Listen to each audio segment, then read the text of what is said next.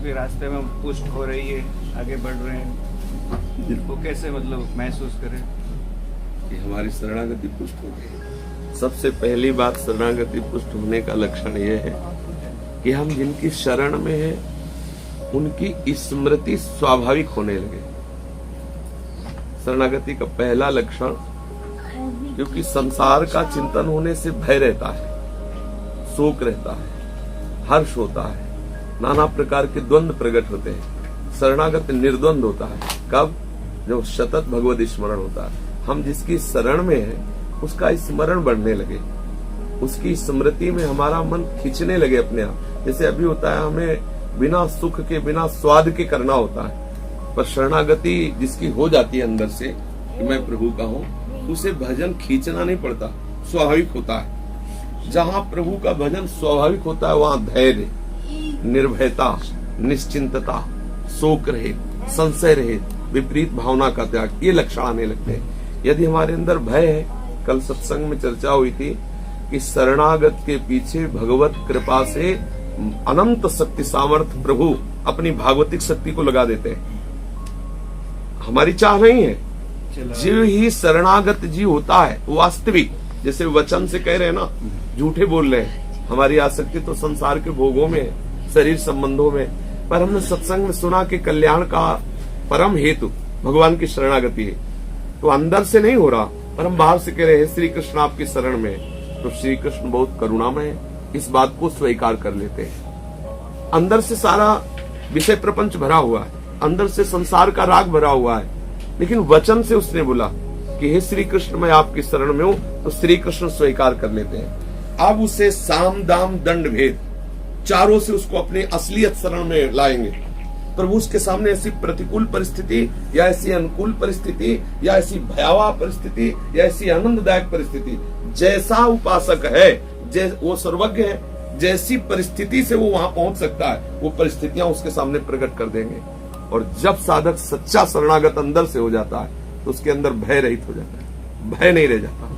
हम शरणागत हैं, इसकी पहचान हम में कोई भय नहीं होगा। कहीं भी उसको भेज दो, क्योंकि उसको पता है कि अब मेरा कुछ नहीं रह गया। भय मेरा नष्ट होने में होता है, जैसे मेरा शरीर नष्ट हो जाएगा, मुझे कष्ट होगा, मेरा जो कुछ है वो सब श्री कृष्ण का हो गया। और श्री कृष्ण अजेय है, उनको कोई जीत सकता नहीं, उनके सिवा कोई दूसरी सत्ता नहीं, उनकी सामर्थ्य हमारे पास है, इसलिए कभी भी भयभीत नहीं होता। जब आपके अंदर निर्भयता बढ़ने लगे, और वो तभी बढ़ेगी जब भगवत स्मरण बढ़ रहा। संसार का स्मरण निश्चित भय प्रदान करेगा।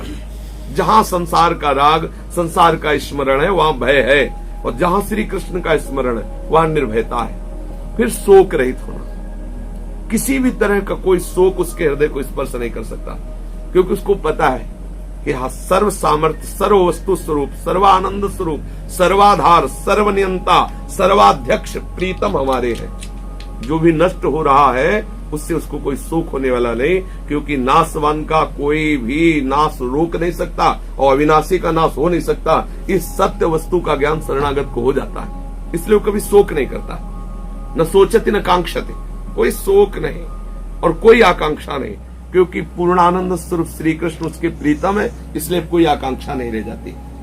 निश्चिंत, अब उसे कोई चिंता नहीं सताती। जब चिंता सताने लगे तो समझना शरणागति में बाधा प्रकट हो रही।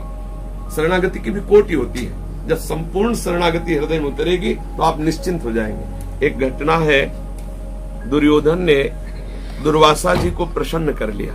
दुर्वासा जी ऐसे महात्मा है कि इनको प्रसन्न करना बड़ा कठिन है। 4 महीने दुर्योधन के पास रुके और उसने सम्यक सावधान होकर उनकी सेवा की। बड़े विचित्र महात्मा है, बिगड़ जाए तो किसी को भी श्राप दे देते हैं। बड़े विचित्र महात्मा, प्रसन्न हो जाए तो जो चाहे वरदान दे सकते हैं। तो जब 4 महीना चतुर्मासा पूर्ण हुआ तो दुर्योधन से कहा, तुम्हारी सेवा से, तुम्हारी सावधानी से बहुत प्रसन्न, क्या चाहते हो? तो दुर्योधन के मन में द्वेष था पांडवों से, और भक्त से द्वेष करने वाला चाहे जिसकी सेवा करे वो नाश से नहीं बच सकता, ये पक्की बात। यदि भक्त से द्वेष करता है और वो परम पद में विराजमान हो तो उसको भी भ्रष्ट होना पड़ेगा, कहीं भी उसको शांति नहीं मिलेगी, ऐसी स्थिति आ जाएगी। चाहे जितना बड़ा तपशाली हो, चाहे जितना प्रभावशाली हो, चाहे जितने बड़े महात्मा का संग कर ले, अगर वो किसी भक्त का द्रोह करेगा तो निश्चित उसका नाश हो जाएगा, निश्चित वो क्लेशित और अशांत होगा। दुर्योधन ने दुर्वासा जी को प्रसन्न कर लिया। बड़ी महिमा है दुर्वासा जी की। भगवान श्री कृष्ण भी इनको पूजते हैं। कई जगह हमने ऐसा शास्त्रों में पढ़ा, दुर्वासा जी से महिमाशाली है। श्री दुर्वासा जी से वरदान प्राप्त करने के बहाने उसने कहा कि महाराज 4 महीना हमारे यहाँ सेवा स्वीकार की। हमारी इच्छा है कि हमारे बड़े भ्राता युधिष्ठिर है, बड़ी चालबाजी से। और जिस समय द्रौपदी जी सूर्य के द्वारा दी हुई बटलोई में प्रसाद पाले, उस समय आप पधारे और अपने शिष्यों सहित आतिथ्य स्वीकार करें और हमारे भैया का सद्भाग्य बढ़ाएं, यही हमारी इच्छा है। मतलब घुमा के उनका नाश मांग लिया कि हजारों महात्मा इनके संग रहते थे दुर्वासा जी के, और सारा का सारा भोजन साजन का साधन वो बटलोई थी जो भगवान सूर्य ने प्रसन्न होकर दिया था कि चाहे जितने अतिथि ब्राह्मण संत आवे, जब तक द्रौपदी नहीं पाएंगी तब तक ये बटलोई जो चाहोगे। एक ही बटलोई में रबड़ी, एक ही रसगुल्ला, एक में सब आइटम उसी में निकलते चले जाए, ऐसी सिद्ध बटलोई थी, सूर्य भगवान ने दी थी। पर द्रौपदी ने पा लिया, फिर उसमें बचने वाला नहीं कुछ। और उन्होंने कहा था जब द्रौपदी पाले तब आप पधारे। दुर्वासा जी की 4 महीना सेवा का फल ये मांगा। दुर्वासा जी गए अपने शिष्यों के समेत, शास्त्रों शिष्य उनके साथ है। जब वहां गए तो युधिष्ठिर जी देखते ही आतिथ्य सत्कार के लिए प्रणाम किया और कहा महाराज आप सब पधारे, प्रसाद पाए चलकर। उनका हम यमुना स्नान करके आते हैं, हम वहीं प्रसाद पाएंगे, आप व्यवस्था कीजिए। अब ये भागे अंदर और ध्यान के द्वारा दुर्वासा जी ने देख लिया था द्रौपदी ने पा लिया बटलोई में। जब गए तो बटलोई धो करके रख दी थी द्रौपदी जी ने। द्रौपदी जी से कहा कि आपने प्रसाद पा लिया? बोले हाँ, बस मूर्छित हो गए युधिष्ठिर जी, क्योंकि इतनी जल्दी कंदमूल फल भी नहीं लाए जा सकते थे। 1000 और 500 थोड़ी थे, सुनते 60,000 महात्मा उस समय उनके साथ थे दुर्वासा जी के। 60,000 के लिए अगर एक एक फल देने की बात हो तो 60,000 फल चाहिए, और वो तो नहा के आ रहे तुरंत, कहां भी घबरा गए, मूर्छित हो गए। द्रौपदी जी को लगा कि धर्मराज मूर्छित हो गए, ऐसा क्या है?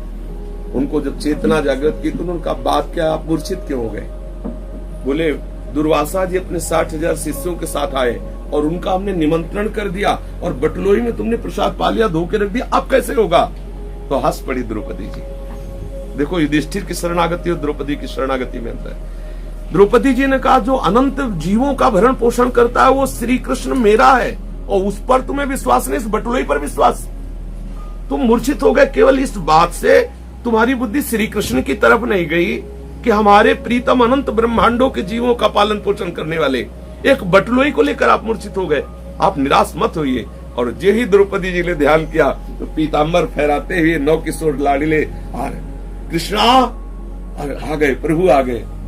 अब देखो बात बाद में करना, पहले हमें कुछ पवाव भूख लगी। बोले समस्या पे समस्या, समस्या इसी भोजन की तो हो रही है। बोले हम कुछ सुनने वाले नहीं, बात तब सुनेंगे, पहले भोजन। बोले प्रभु इस समय कुछ नहीं। बोले ले आओ बटलोई। बोले वो धो के रख दिया। बोले तुम लाओ तो, कर तुम अकर तुम अन्यथा कर तुम सर्वसमर।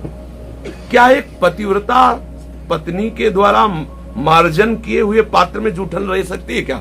कोई दलित-दूर हो, ग्रामीण तो रह सकती है, राजरानी है और किसी स्त्री से प्रकट नहीं हुई, यज्ञ से प्रकट हुई है। श्री द्रौपदी जी देवी है, कोई साधारण नारी थोड़ी है। और बटलोई वरदान से युक्त है कि द्रौपदी के पाने के बाद उसमें कुछ बचेगा नहीं। 2 बातें, एक पतिव्रता के द्वारा मार्जन किए हुए पात्र में जूठा कैसे रह सकता है, और एक देवता के द्वारा आशीर्वाद देने वाली बात कि आप द्रौपदी के पाने के बाद उसमें कुछ नहीं बचेगा, तो उसमें शीत कहां से बच गया? उसमें कैसे बटलोई? यही है कर तुम अन्यथा कर तुम। ठाकुर ने कहा इसमें एक शीत लगा हुआ है, निकाला और कहा ये शीत तो पूरे विश्व को तृप्त करने में समर्थ है। और ठाकुर जी ने पाया, जे ही पाया तो वहां जितने महात्मा थे सबके हाथ फुल एकदम, मतलब एक कुल्ला जल भी पीने की सामर्थ्य नहीं रही। भगवान ने भीमसेन से कहा जाओ दुर्वासा जी को लाओ। बोले महाराज व्यवस्था तो है नहीं। बोले तुम जाओ उनसे कहो कि चलो पंगत बिल्कुल लगने के लिए तैयार है, आप आओ। दुर्वासा जी के पास गए तो वहां उबा सासी चल रही थी। भगवान तो सर्वसामर्थ्य। दुर्वासा जी से कहा कि खीर पकौड़ी रसगुल्ला सब तैयार, महाराज पधारो। तो उन्होंने कहा जो चाहो वरदान ले लो, भोजन की मत कहो, इस समय थूक लीलने की भी सामर्थ्य नहीं जो मुंह में आ रहा है। भगवान तो भगवान है ना, ऐसा कर दिया कि महात्मा सब दुर्वासा जी ने जब कहा कोई वरदान मांग लो लेकिन भोजन, बोले शिष्य ने कहा नहीं, गुरु जी तो कुछ पा भी सकते हैं, हमारी तो बिल्कुल सामर्थ्य पाने के लिए। भीम ने कहा कि जिस हेतु से दुर्योधन ने यहां भेजा था उस हेतु को वो प्राप्त हो जाए। दुर्योधन ने भेजा था कि ऐसे में दुर्वासा ऋषि के श्राप से पांडवों का नाश हो जाएगा। तो दुर्वासा जी ने कहा तथास्तु। देखा श्री द्रौपदी जी की शरणागति चीरहरण के बाद जो हुई बड़ी ठोस हुई। श्री कृष्ण के सिवा अन्य आश्रय नहीं। तो निश्चिंतता तभी बढ़ेगी जब हमारी शरणागति होगी। शरणागति का लक्षण निश्चिंतता। हर घटना में हमें श्री कृष्ण याद आ जाने चाहिए। अगर अन्य कोई याद आया, अन्य कोई तंत्र मंत्र, अन्य कोई देवी देवता, अन्य उपाय, तो अभी श्री कृष्ण की पूर्ण शरणागति का सीधे शरण से संबंध होता है। सीधे, जैसे द्रौपदी जी ने कहा, एक बटलोही पर विश्वास, अनंत ब्रह्मांडों के जीवों का भरण पोषण करने वाले श्री कृष्ण पर विश्वास नहीं, तो निर्भय और निश्चिंत और निशोक और संशय रहित कभी अपने आराध्य देव पर संशय न करे। पता नहीं वो मिलेंगे कि नहीं, पता नहीं वो हमें जानते भी है कि नहीं कि मैं उनका भजन करता हूँ, पता नहीं वो हम पे कृपा, अरे वही कृपा करके भजन करवा रहे, वही घसीट रहे तो आपके कदम उनकी तरफ बढ़ रहे, वही आपको अपने शरण में ले रहे हैं, इसलिए आप शरणागत है। कभी संशय न करे, अपने आराध्य देव के प्रति कभी विपरीत भावना न करे कि हे नाथ, मैं आपकी शरण में हूं तो संकट क्यों, मैं आपकी शरण में हूं तो बीमारी क्यों, मैं आपकी शरण में हूं तो सामने वाला हमें गाली क्यों दे रहा है, मैं आपकी शरण में हूं तो मेरी निंदा क्यों हो रही, मैं आपकी शरण में हूं तो अमुक व्यवहार क्यों हमारे। ये विपरीत भावना नहीं होनी चाहिए। शरणागत में 5 बातें बढ़ने लगती: निर्भय, निश्चिंत, निशोक, संशय रहित और विपरीत भावना का त्याग, अर्थात श्री कृष्ण अनुकूलेन और सतत स्मरण, अखंड तैल धारावत, अव्यावृत भजनात्। जैसे विषयी पुरुष विषय का चिंतन करता है, लोभी पुरुष धन का चिंतन करता है, ऐसे वो अपने आराध्य देव शरण्य का चिंतन करता है। यह है शरणागति का लक्षण। जैसे जैसे शरणागत होता जाएगा बेपरवाही आने लगेगी, एक मस्ती, एक निश्चिंतता, वो भरोसा, एक भरोसो, एक बल, एक आस, विश्वास, एक राम घनश्याम हित। चातक तुलसीदास जी कह रहे, चातक की टेक की तरह अपने आराध्य देव का भरोसा, आराध्य देव का बल, आराध्य देव की आशा। बने तो रघुबर ते बने, बिगड़े तो भरपूर, तुलसी और अंते बने, ताब निभे पे दूर। पूर्ण निश्चिंत हो जाता है, हमारे प्रभु के द्वारा ही सारी बात बनेगी, ऐसा उसको दृढ़ विश्वास होता है।